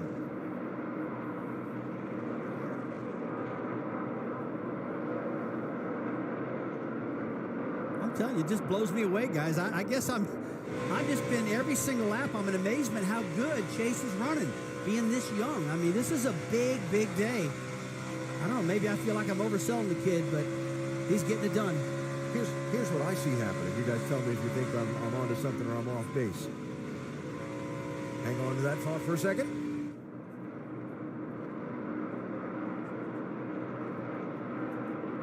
Chase is moving around trying different lines, right? You're watching different ends of the racetrack and so on. Sometimes doesn't go so well. Junior was able to close up on him. Sometimes it went well. He got away from him a little bit. Well, that one didn't go so well at all. And maybe also the handle falling off on that 9 a little bit as we get more laps on this set of tires. Yeah, I think, like I said, his car's good in the short run. He is searching around. I see him trying to find a place where his car's a little more happy. But Earnhardt Jr.'s car is really happy in these longer runs. Yeah, it really is. I agree with you, Dan. I think that Chase Elliott just in that lap before said, you know what? I think I messed with the boss long enough. I better let him go because he does have a better car. Dale Earnhardt Jr. out in front. 45 laps to go. A lot of racing and another pit stop left to go here at Texas with Junior leading. Beautiful night in the Dallas-Fort Worth area. 61-degree evening. A lot of folks in town this weekend. Men's basketball championship, Final Four going on down at Cowboys Stadium. That is 29.8 miles driving from Texas Motor Speedway. Did you measure it? I did the online thing. Oh, okay. Where Dale Earnhardt Jr. is going considerably faster than 29.8 miles an hour as he leads tonight's 300-miler for the NASCAR Nationwide Series, down now to about 50 miles to go. It's Junior leading Chase Elliott by 2 1/3 seconds. Kyle Larson is third. Here's the race for fourth. Kyle Busch, 54. Kevin Harvick, 5. Kevin Harvick's car finally woke up after it kind of went away on him in the early part of this run. Yeah, Doc was talking about how the splitter was sitting pretty bad in that car. And when the air pressure came up, it started coming alive. And that's pretty well of a classic case if you get those pressures too low.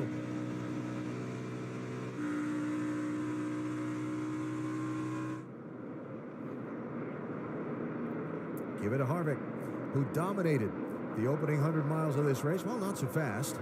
Let's see here.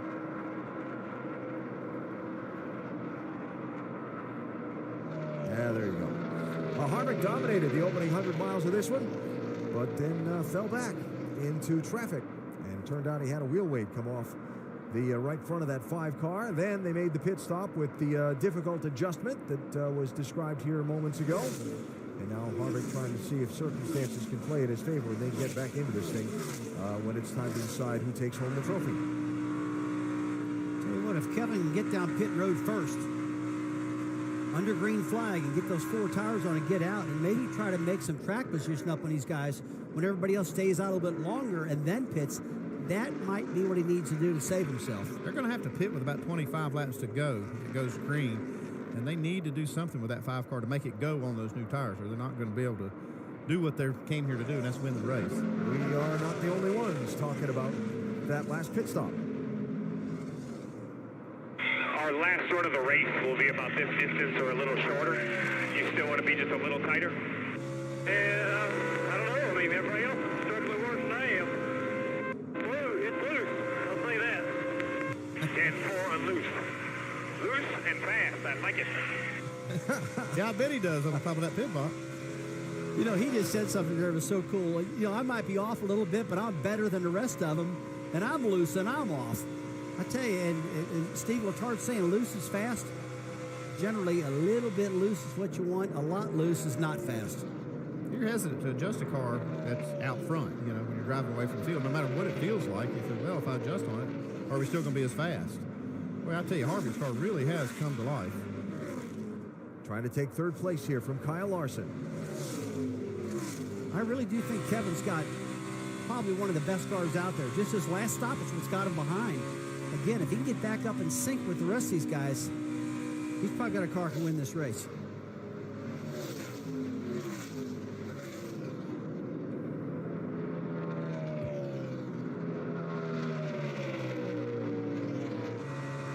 Oh, trouble. Lock it down, turn it right. 60, Chris Buescher. We just got wrecked, guys, 99 wreckers. 55, Jamie Dick. And somebody brought up James Buescher's number in that radio conversation.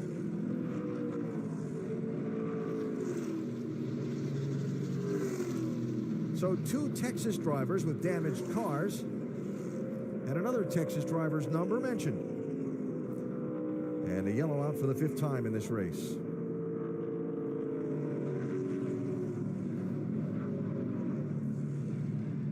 Took the air off your inside there, Jamie.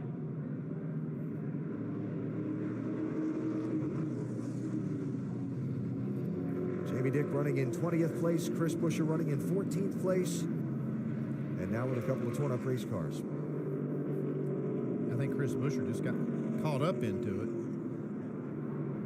James Buescher was running right behind Jamie Dick in the 55.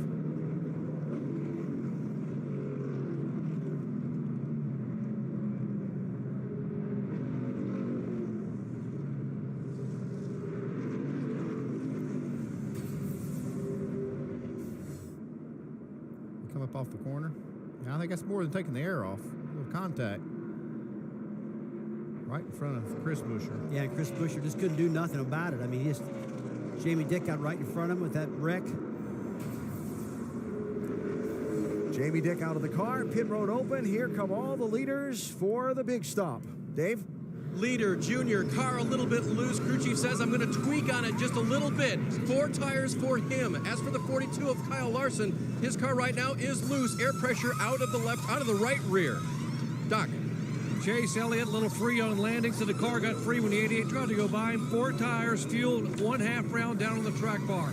Kevin Harvick said, put 4 tires on it, and for heaven's sakes, put the air pressure back up in the rear tires so I don't hit the splitter and I can take off. Also going to make a slight left rear chassis adjustment down on the way. 12.9 seconds for Harvick, and he will be the first car off pit road. Boy, that pit stall really paid off for Harvick. They put him right back in the game. Incredible pit stop for Harvick. That's exactly what he needed. You get the first pit stall by winning pole position in qualifying and having the first pick. So Kevin Harvick up 3 spots to the race lead. This the reason for the caution flag. James Buescher, Jamie Dick with the first contact. Chris Buescher into it after that. And then that nasty old retaining wall gets involved too.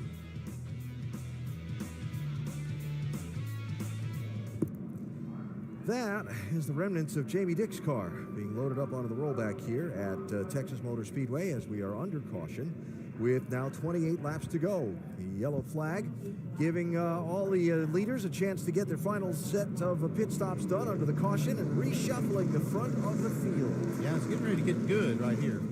Short run. We're going to see some of these adjustments these teams made, see if they can make any difference. Harvick, we'll see if he can be good again in the short run. He wasn't the last time. Chase Elliott, his car was good in the short run last time, so we got the makings of a really good race right here. Kevin Harvick dominated the opening going. Talked about a little bit ago how they had a vibration because they ended up discovering a wheel weight came off the right front, and then that air pressure difficulty on the last set of tires. But car came back to life, and then the pit crew really helped them out here on this last set of stops. Everything kind of came together. They earned that #1 pit stall by qualifying on the pole. They came down pit road, made a great stop. Dale Jr. came down as the leader, and they made a good stop, 13.5. But you see that 12.4 for Harvick? That with that first pit stall, hard to beat. That was the fastest crew time on pit road that round. You're talking 12.4 compared to 13.5. That was a big pickup. And for Harvick, he was probably pretty surprised that he come in 4th and come out 1st. I mean, that's a big gainer here late in the run. 28 laps to go. You earned it. Yeah. Earned it through qualifying. They did a good job. Cleaning up some of the bits and pieces of rubber and debris and so on, and the accident scene out on the backstretch still being worked on. So let's take a moment and check down on pit road. Here's Dave. Steve Letarte liked the loose, fast race car, but you promised him you would tweak on it a little. What could you do to make that car better? Well, you know, it's different if you got to make a full fuel run versus short run. We had to make sure this Ragu Chevy would get up and get going here in the first, 5 or 10 laps of this last run, but so far so good. I get the idea that part of the reason you're up here tonight is to help keep him loose and have fun and drive that race car faster because of that. Is that right? Yeah, that's really all I'm doing. Mike Bumgarner, everybody at JRM put together a great car. They really did all the work. All I'm doing is just calling the race. Dale knows my voice over the radio. I know his, so the communication's clear, but I didn't have a whole lot to do with it. These guys put a great race car together. It's been a lot of fun. That familiarity seems to make Junior a better guy out there tonight. He's doing really well right now, Doc. Indeed he is. Let's talk with Greg Ives. And Greg, who's calling the shots for Chase Elliott. Greg, no one knew what Chase would do. He'd never been here. He's 18 years old, and all these Sprint Cup superstars in the field. Your impressions of what this young man has done behind the wheel of your car tonight? Well, I really think the Nationwide Insurance Series really got a talent with this one. We're racing with the Sprint Cup guys, and, that's what we need to be doing, and just with everything going on, our team gelling, and, all the new things happening. It's just exciting for Junior Motorsports to be running 1, 2, 3, it looks like, and, hopefully we have good things to come here. I know you mentioned the car was a little bit free on landing, and now Chase is talking to him. The car was a little bit free on landing. You made an adjustment a moment ago. Does he have the experience to be able in these final laps to possibly outrun a Kevin Harvick or Dale Earnhardt Jr.? I think if we give him the right car, he has a talent to do it. You know, it's just one of those things. We have a fine balancing act. He's able to move around a little bit, and it looks like the speed's on the bottom. It was a little too loose landing there, so we tightened him up a little bit for the short run, and hopefully it's going to be a nice 25-lap shootout, so short track style. Wouldn't that be a heck of a call? An Elliott, an Earnhardt, and a Harvick battle. It's sort of like the old days of NASCAR. Let's go to Mike. And championship leader Regan Smith running 6th right now. You've been tweaking on it most of the evening. What's he saying he has for this final run? I mean, I think the car's been pretty good all day. I mean, obviously, all the junior motorsports teams are running really strong right now. Real proud of that.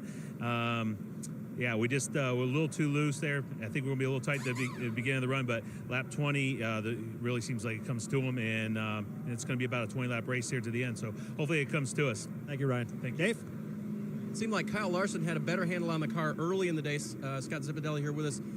A better car of the other guys right now, or has yours, what I'm trying to say is, has yours gone away, or has it just gotten better?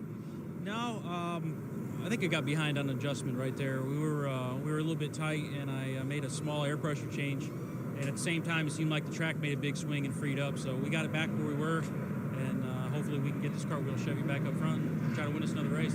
Nice to have that last pit stop and a set of 4 tires, AB, to get them back where they want to be. Without question.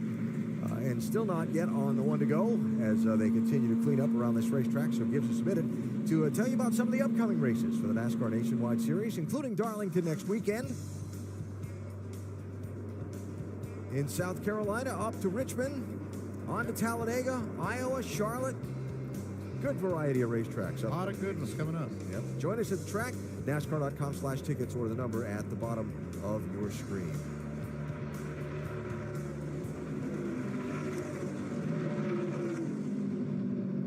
So the field has now been doubled up. They just sent a bunch of wave-around cars past the pace car.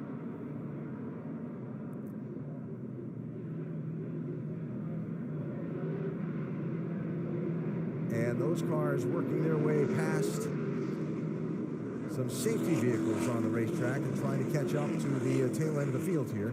And we'll get ready to go. So 24 laps to go, and we get the green flag. This restart's going to be really something with all new tires in these cars. This old wore-out surface really grippy on new tires. It's going to be an incredible turn one. I can promise you that. They're going to get down in there maybe 3 wide. You can see by the lights on the pace car, they waved off the restart, trying to get all the wave-around cars caught up with the pack and doubled up and all that kind of thing. So we'll go back with 23 laps to go now. So as a driver, you're all jacked up now. You're ready to go. You know it's real close to the end. And NASCAR calls it off. You got to calm back down.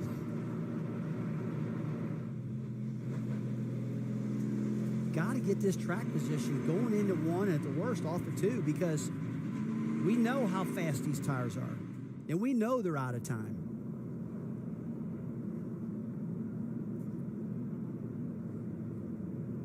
So Kevin Harvick with Chase Elliott to his outside and Dale Earnhardt Jr. on his back bumper. Hey, I do now see the beauty of nationwide racing, though. Now there are no more tires, so there's no more stress on us in here. Yep. Yep, no more tires left, no more decisions to make. It's all up to you, bud. Stevie Letarte trying to have some fun with Dale Jr. tonight here as they moonlight a little bit on a Friday night in Texas. You know, it's hard to call a nationwide race with that limited amount of tires you have and how to, you know, strategically put them on the car. But once you're done with the tires, it's all up to the driver. Doc?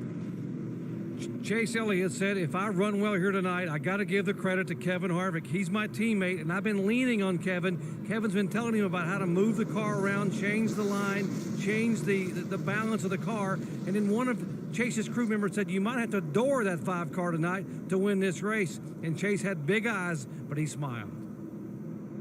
He's got his chance right here.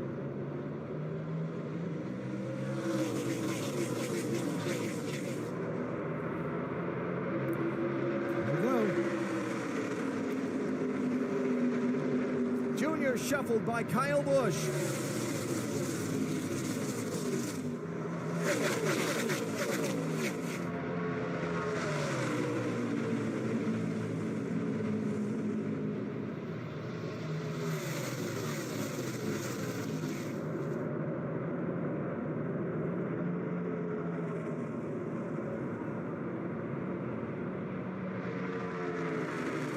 Elliott working Harvick's back bumper while Kyle Busch and Kyle Larson race for third place.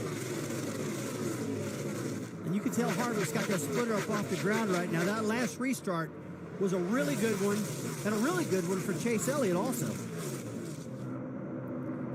Well, you can't count out that 54, Kyle Busch. He's strong on these short runs. And he did what he had to do. Right before he got to the line, he darted down, made it 3 wide, getting into turn 1, picked up a position right there. And like I talked earlier, with these fresh tires, you got to strike really quick. 9 car looked like he had his hands full right there. We were seeing that left rear quarter panel out the windshield of Kyle Busch's car. And he's still digging, though.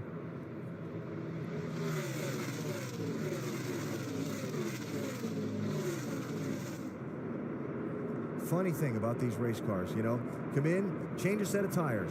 Sometimes it doesn't react the way that you expect it to, or your science predicts that it's going to. Look at Dale Jr., all the way back in 5th place now. And he just got kind of put in a bad position by Kyle Busch on that restart. And like you said, shuffled out of line. I don't think his car's that bad. He just didn't get a very good start. Yeah, I don't think so either. I think he's got a good car. He just lost the momentum when he got 3 wide right there, and that got him behind. Maybe if they get another caution flag here and everybody lines back up again, he get himself back up in there. It looks like he's got some kind of issue there. For the lead on the right, Elliott and Harvick. And Kyle Busch lurking.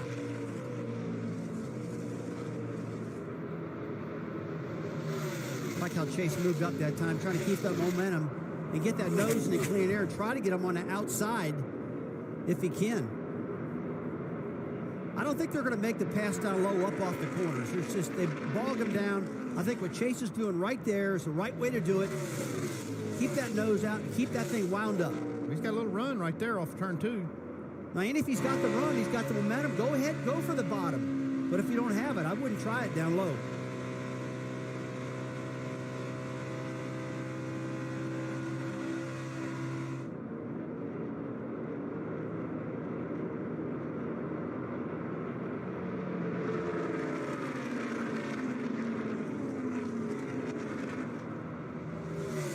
Part of the game you're playing behind the wheel too. If that's where you see he wants to run, take his line. Oh yeah, these cars are so aerodynamic sensitive. I mean, if you see Chase move up, he can block his line and hurt that. On the other hand, if Chase's car is strong enough and he gets right on the tail of Kevin Harvick up off the corner, he can make Harvick real loose and pass him that way. I will tell you, I bet you that's what they will do.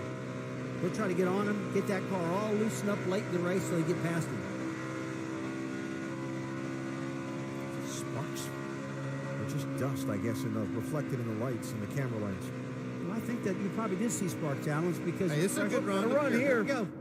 Wow. Oh, what a pass. Right around the top side, that momentum. That is a pass, my man. 2 liters at 9. How about that's Earl Barbin speaking, the spotter for Jimmy Johnson. Spotting for Chase Elliott. 2nd place now. I don't know what happened to Harvick's car, but it looked like it maybe just kind of jumped out from under him for a second.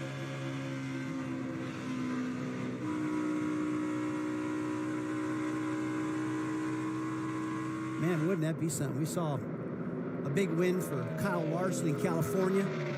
What if Chase Elliott in front of this big crowd gets the first win right here at Texas? Harvick says he's way too tight.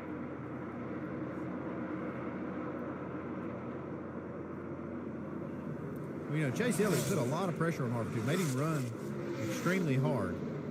And that was just a great pass he made. Rusty, you talked about Kyle Larson winning last week in California. Last time, back-to-back first-time winners in the Nationwide Series. Right there, 2008. A couple of guys have gone on to do some pretty good things in this sport. That's a good point, Alan. They really have. I mean, these guys have learned from these Nationwide cars and really excelled. Chase has taken a good team and a good car and given it a good run. Boy, I tell you, I think his father, Bill, has helped him a lot being cool behind the wheel. Harvick trying to hang on to 3rd.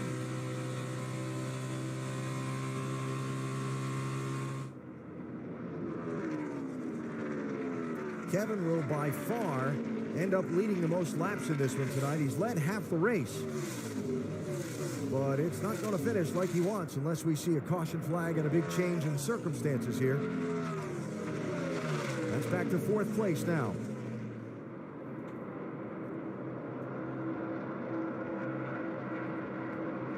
You know, we did a special on NASCAR Countdown probably about 3 weeks ago about Dawsonville, Georgia, where when Bill would win, they would ring the siren.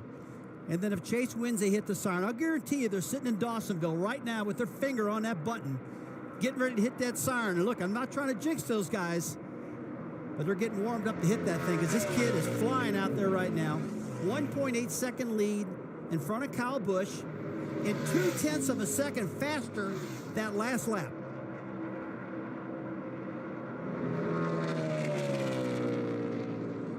Now, that's just incredible to me that you come to a difficult racetrack like this, never seen it before, never raced on it before, and take it to these veterans like he has tonight. I mean, that's just so impressive. Yeah, mother, she's about to cry. I don't blame her. See your son win, maybe. You're under this big stage with all the Cup guys out there. Got 9 hard laps left to go. That'll be the longest 9 laps of his life. Hers. And hers. He's thinking, how long can I hold my breath? And he's thinking, please, caution, don't come out. Just let this thing run out. You know, you hear people talk about when you're leading a race, you start to hear noises, things like that. Think back to that day in Bristol, a long time ago for me. You're leading that race in the final laps, looking for your first Cup win. Really? You hear things, feel vibrations, stuff like that? Absolutely do. You feel harmonics in the car, you hear vibrations, and you overthink it, and you think maybe that corner didn't feel like the corner before. There's something going wrong with this car. And the crew chief's calming you down, the spotter's calming you down. Everybody's trying to keep your composure. I just said a little while ago, he passed Kyle Busch. That was probably the biggest feeling of success in his life. And now he's about to win this race? Come on. Incredible. 7 laps to go. Last time by, Kyle Busch just matched his lap time. But Chase has got 2.15 seconds on the kid, and he keeps pulling away. But Kyle matched him that very last time.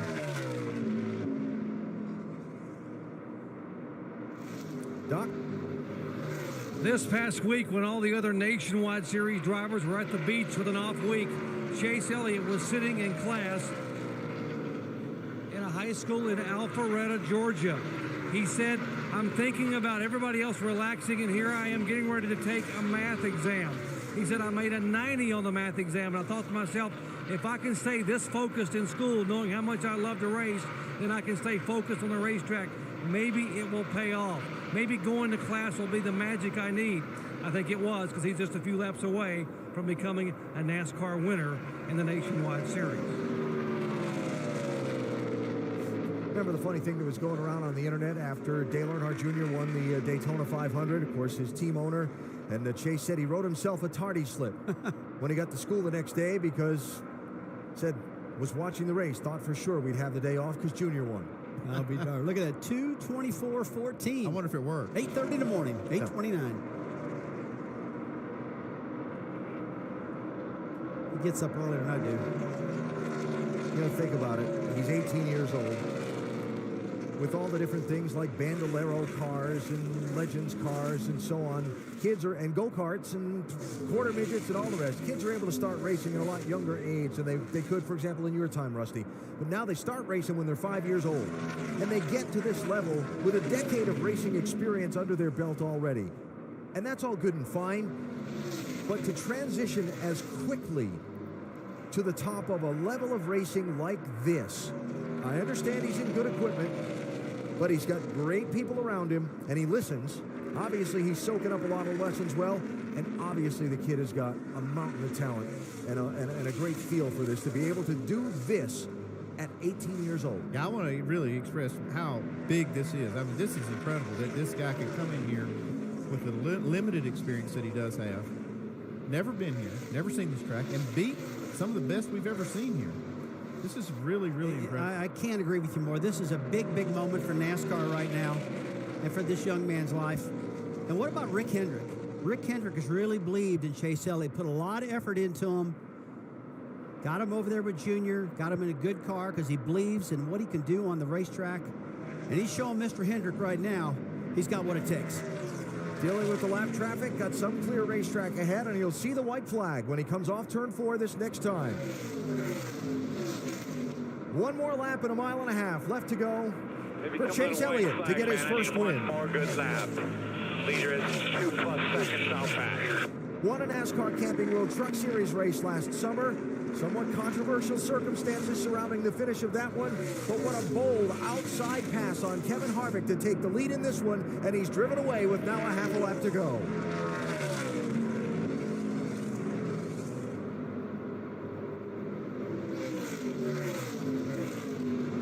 Elliott, there's your first nationwide win. I want to see the best burnout you ever did. Chase Elliott wins at Texas. Awesome freaking dog, yes! Ring that siren in Dawsonville, boys. Hit the button right now. Best, we get the best.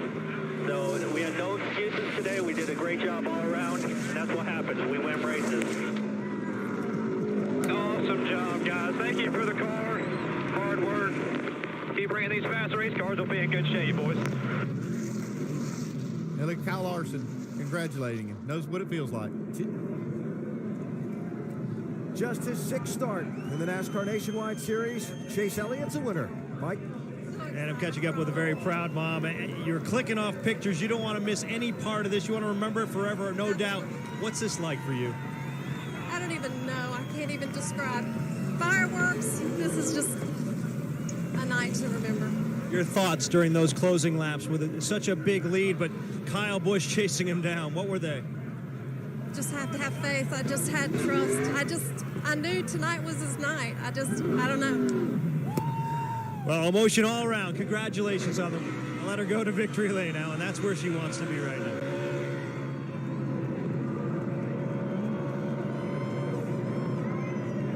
Wow, that's impressive.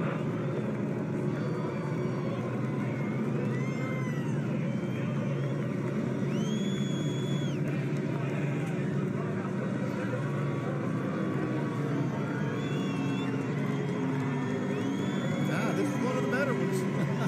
That was one cool burnout.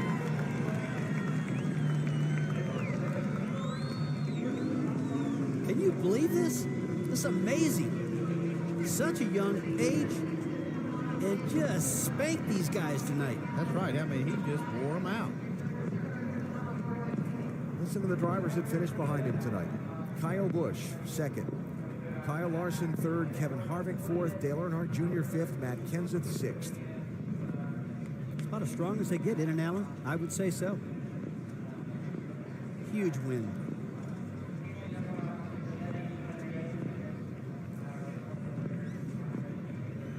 I think one of the things that I enjoyed the most about the last race at California was seeing Kyle Larson just youthful joy at winning on that stage for the first time. I think we're about to see that again here. Yeah, I think so. What an impressive young man.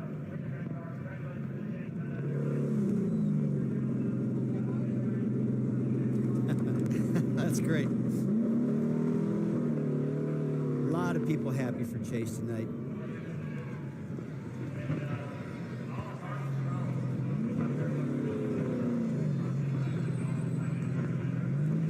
Very popular win. See the drivers, all of them, crew members. So the 2nd youngest winner in the history of the NASCAR Nationwide Series. There's Dad. If he's got any fingernails left. He looks pretty calm, doesn't he? They look that way. He's like I expected, Dad. Come on. There you go. Let's get a smile on old Wild Bill from Dawsonville.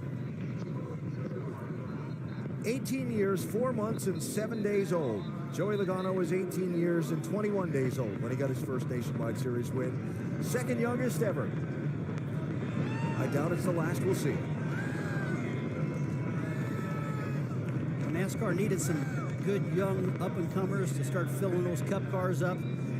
I think in the last couple races here in the Nationwide Series with Kyle Larson and now Chase Elliott, they got what they wanted.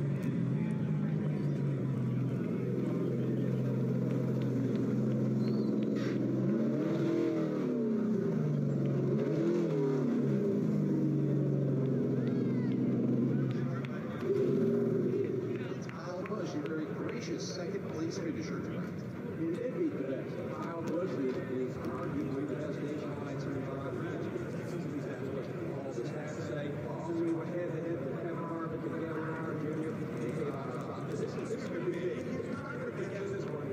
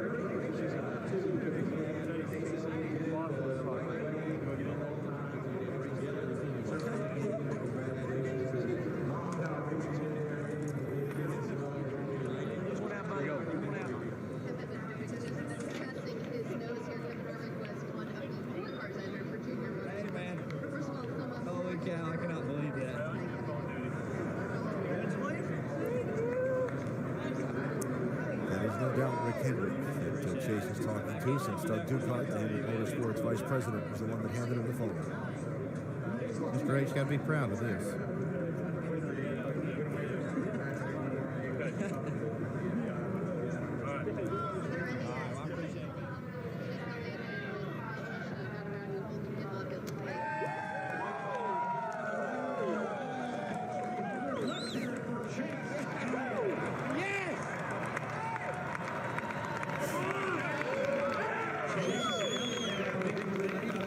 How about that? 18 years, 4 months, 7 days, and the senior at Kings Ridge High School in Alpharetta, Georgia, Chase Elliott. Young man, you are a winner in the NASCAR Nationwide Series. Share with us the emotions right now that you're feeling. Unbelievable, man. I can't believe it. Just to have the opportunity to come and race with these guys, Junior Motorsports, with Napa Auto Parts on board, and just to have this opportunity is a once-in-a-lifetime opportunity for any racer who wants to try to make it to the top, and it just means the world to me to be here, and I can't believe it, man. Just to win here in Texas tonight, night race. I love night racing. It's a lot of fun in front of a great crowd. Just a great night. I want to thank Nationwide Insurance for their support, for what they do for us, the fans at home and here at the racetrack too. It was a good weekend for us. Hopefully we keep this going. You told me prior to climbing in the car you had a very steep learning curve. You've never been here before, and you gave a lot of props to Kevin Harvick for teaching you a lot of things. What did he teach you that allowed you to make the pass on him and win this thing tonight? That's crazy, man. I definitely wouldn't. I went to him for a lot of advice this week, and he helped me out. Gave me some tips I felt like to help tonight, and to pass him for the lead there at the end, that's pretty crazy. But man, I can't believe it. I really can't. This is just awesome, and just can't thank everybody enough. This is truly an honor to drive for these guys, and we have a great team. It's still early in the season. We want to make sure we try to keep this going in the right direction. Chase Elliott in victory lane. They say this series is where names are made. Well, in this case, names are remembered. And how about Awesome Bill, the dad? Mike? Yeah, I'll tell you what, he's a proud father, no question about it. What's this mean to you?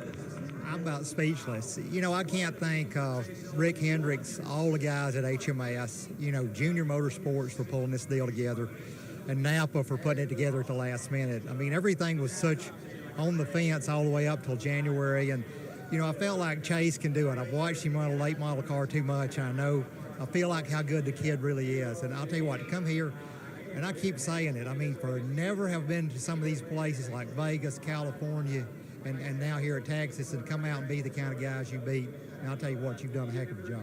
Enjoy it. We will. Don't worry, we will. Thanks, guys. Everyone's congratulating Awesome Bill. Even the champ, the six-time champ, Jimmy Johnson, just shook his hand and congratulated him. Well, quite a night here in Texas, and youth has served again in the NASCAR Nationwide Series. Shortly on ESPN.com's NASCAR page, There'll be more post-race coverage, including interviews with some of the other top finishers in the race, but we are at the end of our scheduled airtime and just soaking in the scene. Next weekend, it's on to tough old Darlington Raceway. Friday night, 7:30 Eastern on ESPN2, and Sports Center is coming up next. 18 years old and a winner in the NASCAR Nationwide Series, Georgia's Chase Elliott. This copyrighted telecast may not be reproduced, retransmitted, or used in any form without the authorized written consent of NASCAR Broadcasting. NASCAR would like to thank all of our loyal fans for your continued support, and we hope you enjoyed today's broadcast.